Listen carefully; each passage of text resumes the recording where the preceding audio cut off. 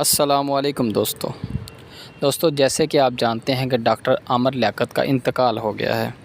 Doctor Aamir Liaquat 5 جولائی 1971 کو کراچی میں پیدا ہوئے تھے اور آج بھی ان کی رہائش کراچی میں ہی تھی اور یہ کراچی میں اپنے گھر میں ان کا انتقال ہوا۔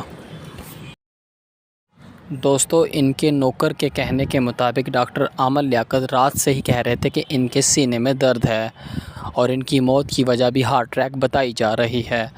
دوستو آپ کو بتاتے چلیں کہ ڈاکٹر عامر لیاقت ڈپریشن کے بھی مریض تھے۔ دوستو آپ کو عامر لیاقت کے بارے میں ایک اور بات بتاتے ہیں کہ وہ اس دنیا میں اکیلے رہ گئے تھے۔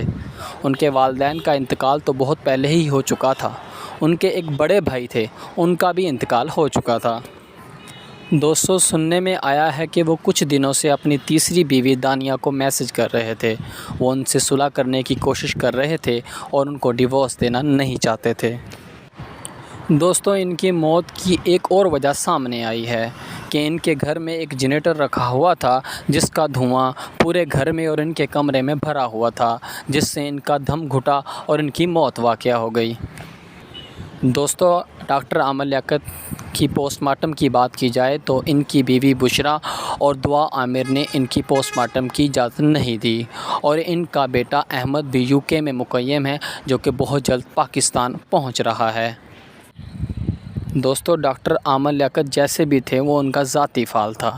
ہمیں ڈاکٹر عامر لیاقت کی مغفرت کی دعا کرنی چاہیے اور اللہ تعالیٰ سے یہ دعا کرنی چاہیے کہ ڈاکٹر عامر لیاقت کو جنت میں جگہ عطا فرمائے۔ آمین۔